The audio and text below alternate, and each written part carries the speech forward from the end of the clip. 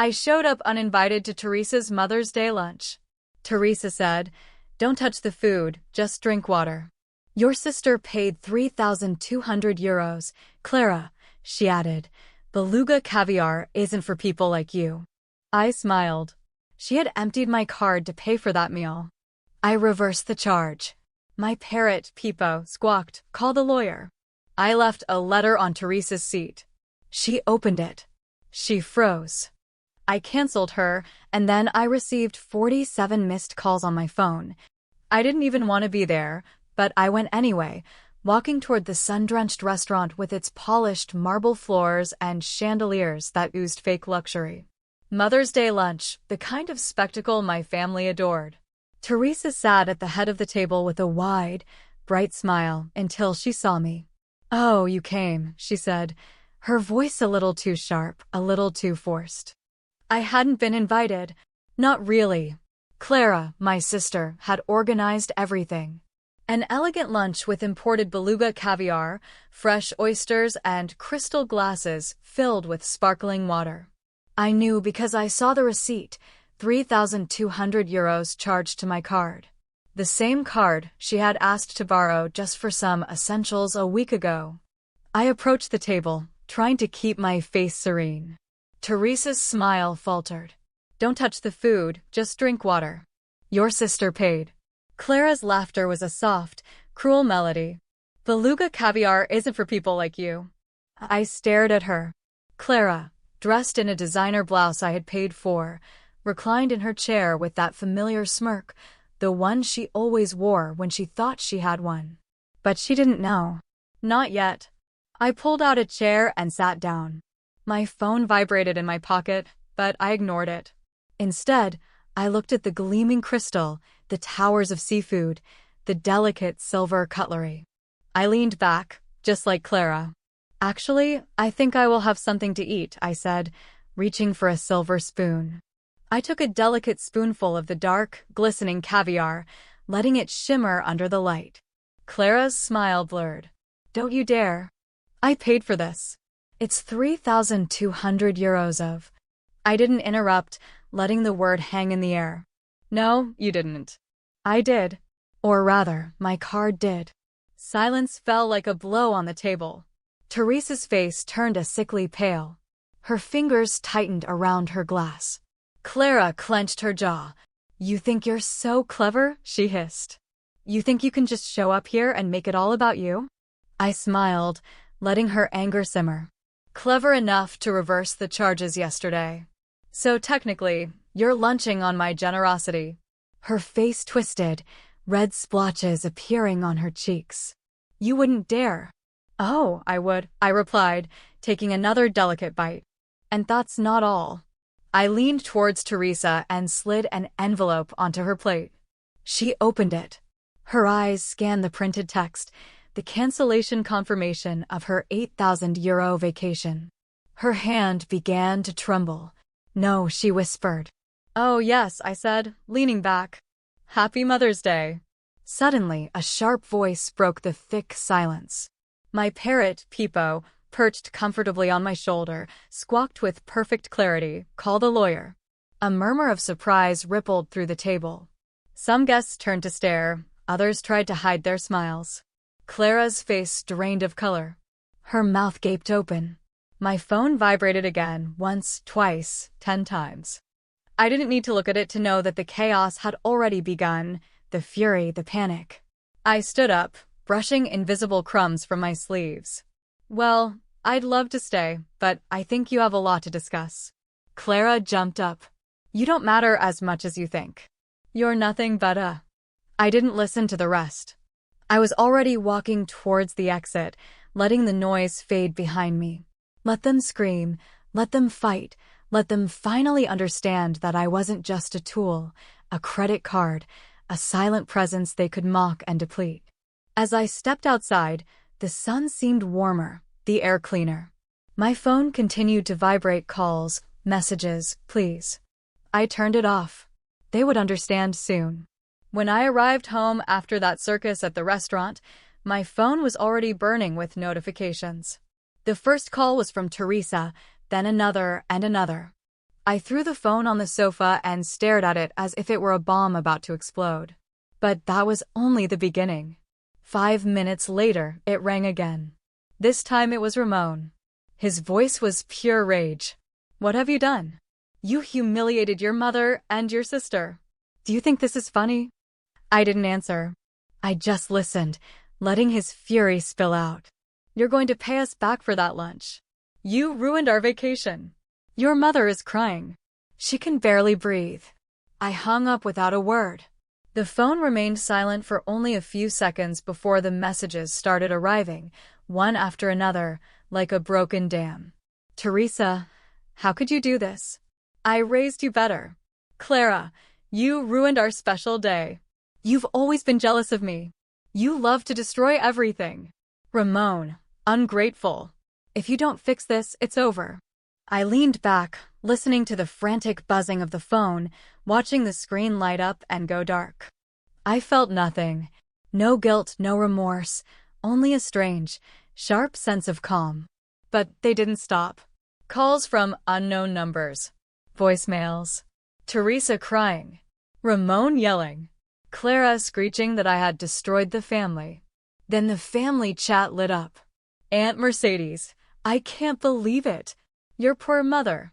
Cousin Hugo, how awful.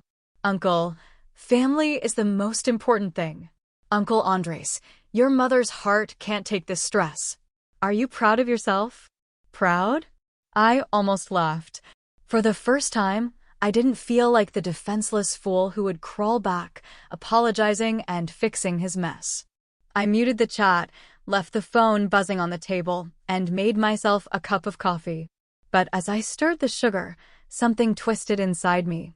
It wasn't anger, it wasn't shame, it was something sharper, like a forgotten instinct finally awakening. I sat down with my laptop, opened the banking app, and started reviewing my transactions. It didn't take long to see it. The charges, the endless list of expenses I had never authorized, Clara's compulsive purchases, spa treatments, designer bags, and, of course, the €3,200 lunch. But it went further than that. Charges I hadn't even noticed before, car rentals, hotel reservations, even €550 for a wellness retreat. I gripped the mouse tightly. I opened my email and searched for all the confirmations she had forwarded to me. Dozens. Clara had been using my card for months, not just for essentials, but for everything. I kept digging. I pulled out an old external hard drive, one I hadn't touched in years. It was Clara's before she bought a new one. I remembered she used to store everything on it, backups, photos, messages. I plugged it in, and there it was, a folder named FAM.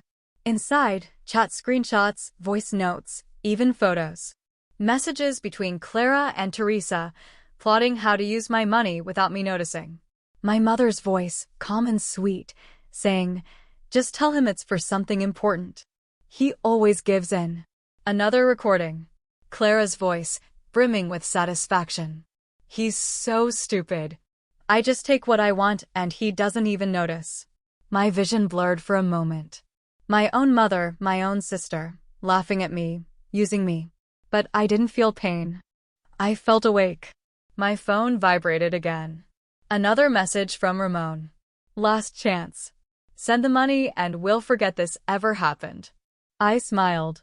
And then I did something I never thought I would do. I opened the family chat, unmuted it, and started typing. "I know exactly what you did. I know everything. The stolen money, the lies. And I have proof. Want to see it?" The chat fell silent. Typing bubbles appeared and disappeared. No one dared to respond. Then, a single message from Teresa. "We can talk about it, honey. It's all a misunderstanding." I didn't reply. It wasn't. But they would understand soon. I closed the chat and went back to the hard drive. Screenshot after screenshot, voice note after voice note. I started organizing them. A neat little folder of betrayal. My phone rang again. Ramon again. I let it ring. Then I turned off the sound, feeling something cold and sharp settle in my chest. If they wanted to play, I would show them how to play. I didn't have to wait long. When I heard the knocking at the door, I took a deep breath, reached for the knob, and opened it. Teresa, Ramon, and Clara were in the hallway. My mother's face was a carefully crafted mask of concern. Ramon looked ready to fight, and Clara, well, she looked like she'd rather be anywhere else. "Come in," I said calmly, stepping aside. They entered, and immediately my parrot, Pipo, puffed up on his perch and let out a cheerful squawk. "Call the lawyer." Teresa glared at me. "That thing is still here?" "Pipo is part of the family," I replied, closing the door. "Please sit down." They settled on the sofa, the three of them huddled together like a jury about to deliver a verdict. Ramon cleared his throat. "Let's not waste time. You need to apologize for that disgusting scene you caused. You embarrassed us." "I embarrassed you?" I asked, leaning against the kitchen counter. "Interesting. Let's talk about that." I reached for the first folder I had prepared, pulled out a stack of printed bank statements, and dropped them on the coffee table. "Does this look familiar?" Teresa's eyes narrowed. Clara leaned forward, her face paling. "Those are my transactions," she stammered. "No, Clara, they were my transactions on my card. Your spa days, your designer bags, your little weekend getaways, everything. Did you really think I wouldn't notice?" "It was an accident," she blurted. "I thought it was my card. It was an honest mistake." "Honest mistake?" I smiled, feeling something cold settle in my chest. "Pipo, what do we think about that?" "Liar, liar, pants on fire." Pipo squawked, hopping excitedly on his perch. "Make that parrot shut up." Clara snapped. "I think he's being truthful," I replied. "And it's about time we all were." I pulled out the second folder, screenshots of her chats with Teresa, the ones where they plotted to use my card without my knowledge, where Teresa reassured her, "He won't notice, and even if he does, he won't do anything." Teresa's face turned white. That was just. "We were joking." "Joking," I repeated, letting the word hang. "Pipo, was it a joke?" "Joke? No. Scam. Yes." Pipo shrieked, his voice cutting through the rising tension. Ramon leaned forward, his knuckles white with tension. "You think you're so smart, huh? Going through things like a detective. That doesn't change the fact that you owe us. Family supports each other." "Family supports each other?" I laughed. When you emptied my bank account. When you used my card for a 3,000 euros plus lunch without inviting me. Or maybe when you planned a vacation with my money without telling me." Silence. Clara tried to speak, but I raised a hand. "I'm not finished. I've had enough. Enough of being the family wallet, enough of the lies, enough of being your laughingstock." Teresa's voice was now desperate. "We just wanted to keep the family happy. You've always had more. You didn't need it as much as we did." "More?" I took a step forward, letting each word fall like a stone. "You mean the life I earned? The money I worked for? The peace I tried to build?"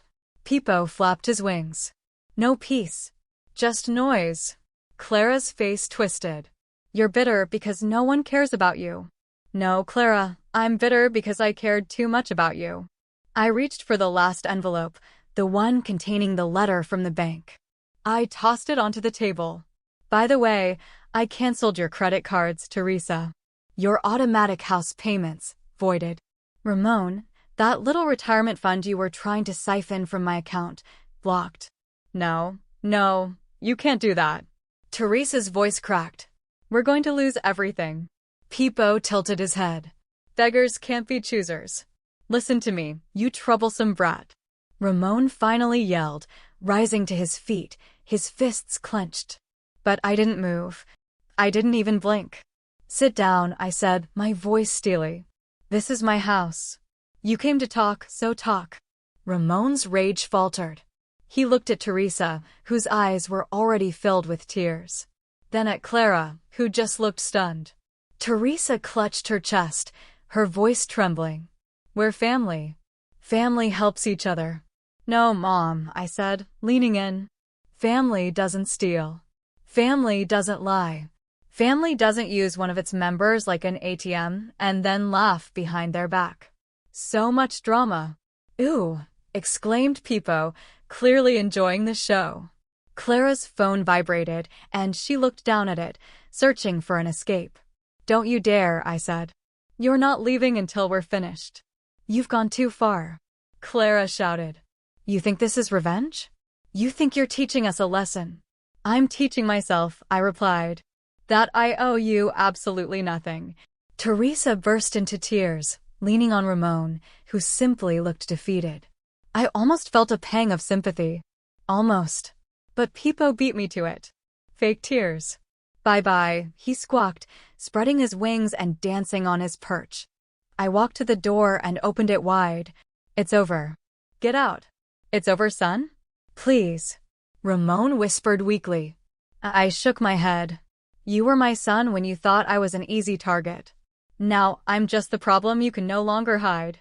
They rose, stumbling over each other, trying to find some last words, some final excuse, but they said nothing. They walked out the door, broken and silent. I closed the door, and for a moment there was only silence. Then Pipo ruffled his feathers, looked at me with his bright little eyes, and croaked, "Peace at last." You got that right, I chuckled. A real, deep, liberating laugh. Yes, Pipo, I said, walking toward the kitchen. Tea sounds perfect. I thought they would give up, that they would disappear, ashamed, finally understanding that I wasn't an idiot. But of course, they didn't. It started with the calls. Dozens of them. I ignored everyone. Then came the messages. Teresa, we need to talk, honey, please. This has been a misunderstanding. Ramon, you can't just walk away like this. Answer me. Clara, you're impossible. You've ruined everything. I hope you finally understand what it feels like to be alone. I blocked their numbers. Simple, clean, but they didn't stop. Unknown numbers started appearing on my screen. Voicemails. Ramon furious 1 minute, crying the next. Teresa playing the role of the guilty, loving mother, saying I was breaking her heart. Clara, as always, venomous, accusatory. And then, the money. One morning, I logged into my account, and there it was. A refund. Thousands of euros. The money they had drained, the lavish lunches, the spa weekends, even the vacation I had cancelled. Little by little, the stolen funds were returning. They were trying to buy me back. Pipo squawked from his perch. Bribery. Bribery. Cheap tricks. I leaned back in my chair, staring at the screen. I could almost see them. Teresa crying, Ramon pacing, Clara fuming that she'd come back if I gave them back the money. But I didn't. I transferred the refunded money to a separate account. I left it there, like a monument to their desperation. And I said nothing. The messages kept coming. Teresa, honey, we returned the money.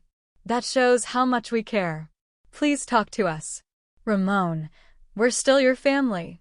Do you really think money is more important than family? Clara, I knew you were a snake. All you care about is money. Money. I laughed. It was never about the money. It was about dignity. Something they never had. I went back to my life. Blocked their new numbers. Left the family chat without a word. Unfollowed them on all social media. My world became quieter, and theirs messier. My cousin Bruno texted me. Dude, what's going on? Your mom is losing it. She says you've gone crazy. Aunt Mercedes called. I just want you to know you can always talk to me. But your parents are suffering. Suffering. I almost felt sorry for them. Almost. I changed the locks. Activated two-factor authentication on all my accounts. Changed my email passwords. They were panicking, and I wouldn't have been surprised if they tried something desperate. But I wasn't afraid. I was free. Every morning, I woke up in my silent apartment. Made coffee, sat by the window, and watched the city wake up. No demands, no guilt, no calls draining me dry. And Pipo? Well, Pipo thrived. Guess what? No money, he'd sing in the mornings, dancing on his perch. Guess who's begging? Who, Peepo? I'd ask, smiling as I sipped my coffee. Mommy. Daddy. Clar. I burst out laughing. That little green-feathered troublemaker had become my best friend. The only voice from the past I didn't mind still hearing. But the storm wasn't over. 3 weeks later, an email landed in my inbox. Ramon, trying a new tactic. A long, desperate letter.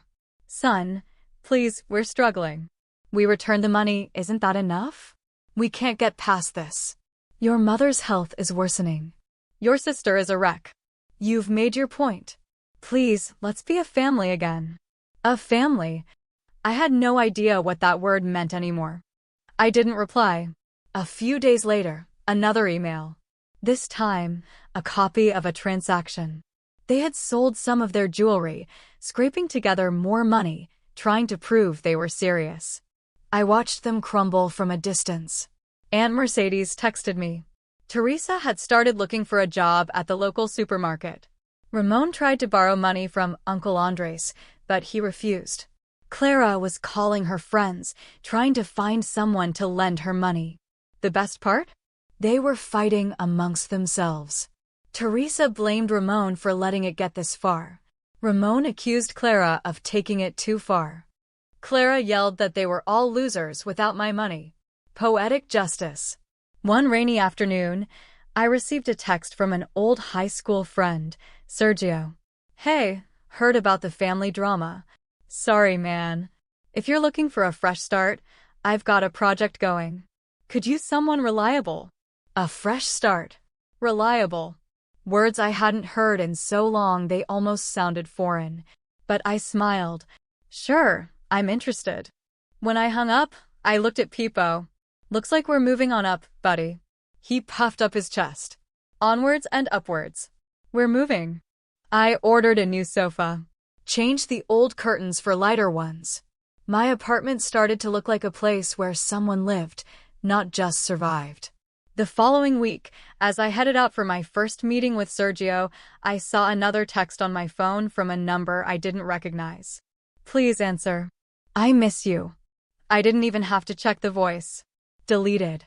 I walked out. The rain had stopped, the sun breaking through the clouds.